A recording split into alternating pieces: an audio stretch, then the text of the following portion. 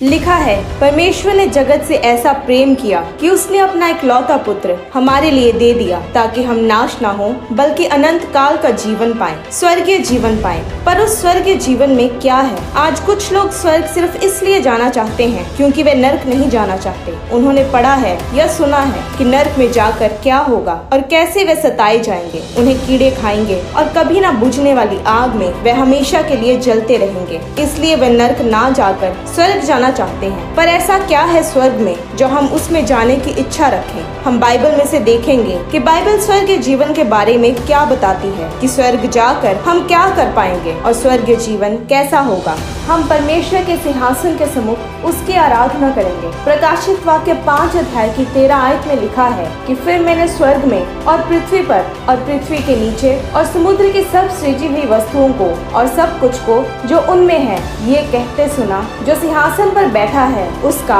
और मेमने का धन्यवाद और आदर और महिमा और राज्य युगान युग रहे। आप ऐसी वर्शिप इमेजिन करें जो बेस्ट होगी, ऐसी वर्शिप जो आपने कहीं नहीं देखी होगी, ऐसी वर्शिप वहाँ स्वर्ग में होगी जो हम परमेश्वर के सामने उपस्थित रहकर करेंगे। आप परमेश्वर की सृजी हुई रचना को एंजॉय कर पाएंगे। लूका के 23 अध्याय में लिखा है कि यीशु ने उससे कहा, मैं तुझसे सच कहता हूँ कि आज ही तू मेरे साथ स्वर्ग लोक में होगा। यहाँ पर जो शब्द स्वर्ग लोक इस्तेमाल किया गया उसका यूनानी शब्द का मतलब है पार्क, यानी परमेश्वर का बाग। आप ऐसा व्यू इमेजिन करें या ऐसा वेकेशन इमेजिन करें जिसको आप बहुत पसंद करते हो, या कोई ऐसी पहाड़ियाँ या नदियों के पिक्चर्स जो आपको बहुत पसंद हो। जो चीजें आपको धरती पर पसंद है उनसे कई गुना ज्यादा अच्छी चीजें आपको स्वर्ग में मिलेंगी। परमेश्वर की महान रचना का आप स्वर्ग में आनंद उठा सकेंगे। अगली चीज जो हम स्वर्ग में करेंगे वह है परमेश्वर के बारे में और सीखना। पहला कुरिन्थियों 13 अध्याय की 12 आयत में लिखा है कि अभी हमें दर्पण में धुंधला सा दिखाई देता है, परंतु उस समय आमने सामने देखेंगे। इस समय मेरा ज्ञान अधूरा है, परंतु उस समय ऐसी पूरी रीति से पहचानूंगा, यानी आप प्रभु यीशु मसीह के आमने सामने होंगे और उसे पूरी रीति से जानेंगे। स्वर्ग में हम प्रभु यीशु मसीह और सच्चे मसीहियों के साथ सहभागिता करेंगे। प्रभु यीशु मसीह ने यूहन्ना 14 अध्याय की 3 आयत में कहा कि यदि मैं जाकर तुम्हारे लिए जगह तैयार करूं तो फिर आकर तुम्हें अपने यहाँ ले जाऊंगा कि जहाँ मैं रहूं वहाँ तुम भी रहो। यानी हम वहाँ रह पाएंगे जहाँ प्रभु यीशु मसीह रहेंगे। हम उनके साथ रह पाएंगे, बल्कि ना सिर्फ यीशु मसीह के साथ परंतु उसके सच्चे विश्वासियों के साथ भी। जैसा मत्ती अध्याय 8 की 11 आयत में लिखा है कि मैं तुमसे कहता हूँ कि पूर्व और पश्चिम से बहुत से लोग आकर अब्राहम और इसहाक और याकूब के साथ स्वर्ग के राज्य में बैठेंगे। तो ना सिर्फ आप उन लोगों से मिलेंगे जो पहले से मर चुके थे, जो आपको जानते भी ना थे, बल्कि आप बाइबल के महान लोगों से भी मिलेंगे और उन्हें जान पाएंगे। स्वर्ग में हम परमेश्वर की सेवा कर पाएंगे। प्रकाशित वाक्य 22 अध्याय में लिखा है कि फिर श्राप ना होगा और परमेश्वर और मेमने का सिंहासन उस नगर में होगा और उसके दास उसकी सेवा करेंगे और वे युगान युग राज्य करेंगे। लूका 19 अध्याय में जब यीशु मसीह ने परमेश्वर के राज्य के बारे में बताने को दृष्टांत कहा तो उसने बताया कि धन्य हे उत्तम दास, तू बहुत ही थोड़े में विश्वास योग्य निकला, अब 10 नगरों पर अधिकार रख। बहुत से स्कॉलर्स इसका ये मतलब निकालते हैं कि स्वर्ग में सबके पास अलग अलग लेवल्स के काम होंगे जो हम करेंगे, यानी आप सबसे बेस्ट बॉस के लिए काम करेंगे जैसा आपको आज तक नहीं मिला। ऐसी जॉब करेंगे जिससे आपको शांति, तसल्ली और खुशी मिलेगी। स्वर्ग में हम खाना खा सकेंगे और सेलिब्रेट कर सकेंगे। एक ऐसा खाना सोचिए जैसा आपको कभी किसी 5 स्टार होटल में भी ना मिला हो। ऐसा खाना जिसका स्वाद इतना बढ़िया होगा कि आप सोच भी नहीं सकते। लूका 22 अध्याय की 30 आयत में लिखा है कि तुम मेरे राज्य में मेरी मेज पर खाओ पियो।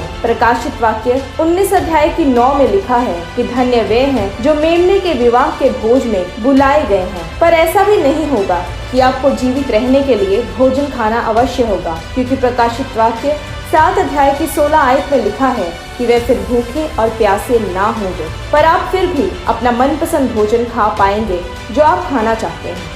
अगर परमेश्वर सब कुछ बहाल करेगा जो शुरुआत से था, तो परमेश्वर ने आदम और हवा को जो कुछ भी खाने को दिया था, जो फल और सब जो पहले था, वही सब कुछ फिर से दिया जाएगा। यानी कितने महान और खास वह फल होंगे जो आप खा पाएंगे।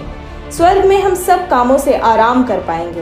प्रकाशित वाक्य 14 अध्याय की 13 आयत में लिखा है, जो मृतक प्रभु में मरते हैं वे अब से धन्य हैं, क्योंकि वे अपने सारे परिश्रम से विश्राम पाएंगे। फिर इब्रानियों 4 अध्याय की 9 और 10 आयत में भी लिखा है कि जान लो कि परमेश्वर के लोगों के लिए सबत का विश्राम बाकी है, क्योंकि जिसने उसके विश्राम में प्रवेश किया है उसने भी परमेश्वर के समान अपने कामों को पूरा करके विश्राम किया है। स्वर्ग में हम अपने सपनों का घर बनाएंगे। आज बहुत से लोग इस दुनिया में रहकर अपना घर बनाना चाहते हैं, चाहे आप फ्लैट्स में रहते हो या अपार्टमेंट में या रेंट के घर पर हर इंसान चाहता है कि इस धरती पर उसका अपना घर हो। परमेश्वर भी हमारे लिए नई धरती बनाएगा। यशाया 65 की 17 आयत में लिखा है, क्योंकि देखो मैं नया आकाश और नई पृथ्वी उत्पन्न करता हूँ और पहली बातें स्मरण ना रहेंगी और सोच विचार में भी ना आएंगी। फिर 21 आयत में लिखा है कि वे घर बनाकर उनमें बसेंगे, वे दाख की बारियां लगाकर उनका फल खाएंगे। इसके अलावा परमेश्वर की नगरी यरूशलेम में भी हमारे लिए स्थान होगा, जैसा यीशु मसीह ने यूहन्ना 14 अध्याय की 2 से 3 आयत में लिखा है कि मेरे पिता के घर में बहुत से रहने के स्थान हैं, यदि ना होते तो मैं तुमसे कह देता, क्योंकि मैं तुम्हारे लिए जगह तैयार करने जाता हूँ। और यदि मैं जाकर तुम्हारे लिए जगह तैयार करूँ तो फिर आकर तुम्हें अपने यहाँ ले जाऊंगा, कि जहाँ मैं रहूँ वहाँ तुम भी रहो। तो ना सिर्फ हमारी जगह नई धरती पर होगी, पर स्वर्ग में भी यानी नए यरूशलेम में भी हमारा स्थान होगा। हम परमेश्वर को देख पाएंगे। प्रकाशित वाक्य 22 अध्याय की 3 और 4 आयत में लिखा है कि परमेश्वर और मेमने का सिंहासन उस नगर में होगा और उसके दास उसकी सेवा करेंगे। वे उसका मुंह देखेंगे और उसका नाम उनके माथों पर लिखा हुआ होगा। स्वर्ग में स्वर्गदूतों से बातें कर पाएंगे। अगर हम परमेश्वर से बातें कर पाएंगे तो बेशक हम स्वर्गदूतों से भी बातें कर पाएंगे। बहुत से लोग जिन्होंने स्वर्ग का दर्शन देखा, उन्होंने अपने दर्शन में बताया कि वे स्वर्गदूतों से बातें कर पा रहे थे। यानी हम स्वर्ग में स्वर्गदूतों से बातें कर पाएंगे। हम प्रेम और शांति और धार्मिकता से रह पाएंगे। यशाया के 65 अध्याय की 25 आयत में नई धरती के बारे में लिखा है कि भेड़िया और मेमना एक संग चरा करेंगे और सिंह बैल के समान भूसा खाएगा और सर्प का आहार मिट्टी ही रहेगा। मेरे सारे पर्वत पर ना तो कोई किसी को दुख देगा और ना कोई किसी की हानि करेगा। यहोवा का यही वचन है। दूसरा पत्रस 3 अध्याय की 13 आयत में लिखा है कि पर उसकी प्रतिज्ञा के अनुसार हम एक नए आकाश और नई पृथ्वी की आस देखते हैं, जिनमें धार्मिकता वास करेगी। यानी लोग वहाँ प्रेम से रहेंगे, कोई एक दूसरे से नफरत नहीं करेगा। हम परमेश्वर की महिमा करेंगे और उसकी आराधना करेंगे। यशाया की पुस्तक में लिखा है, क्योंकि जिस प्रकार नया आकाश और नई पृथ्वी जो मैं बनाने पर हूँ मेरे सम्मुख बनी रहेगी, उसी प्रकार तुम्हारा वंश और तुम्हारा नाम भी बना रहेगा। यहोवा की यही वाणी है। फिर ऐसा होगा कि एक नए चांद से दूसरे नए चांद के दिन तक और एक विश्राम दिन से दूसरे विश्राम दिन तक समस्त प्राणी मेरे सामने दंडवत करने को आया करेंगे। यहोवा की यही वाणी है। हम परमेश्वर के साथ राज्य करेंगे। जब यीशु मसीह दोबारा आएंगे तो हमें अपने साथ लेकर जाएंगे और नई पृथ्वी बनाने से पहले हम उसके साथ 1000 साल तक रहेंगे और उसके साथ राज्य करेंगे। जैसा प्रकाशित वाक्य 20 अध्याय की 4 आयत में लिखा है कि फिर मैंने सिंहासन देखे और उन पर लोग बैठ गए और उन्हें न्याय करने का अधिकार दिया गया। मैंने उनकी आत्माओं को भी देखा जिनके सिर यीशु की गवाही देने और परमेश्वर के वचन के कारण काटे गए थे और जिन्होंने ना उस पशु की और ना उसकी मूर्ति की पूजा की थी और ना उसकी छाप अपने माथे और हाथों पर ली थी। वे जीवित होकर मसीह के साथ 1000 वर्ष तक राज्य करते रहे। फिर प्रकाशित वाक्य 3 अध्याय की 21 आयत में भी लिखा है कि जो जय पाए मैं उसे अपने साथ अपने सिंहासन पर बैठाऊंगा,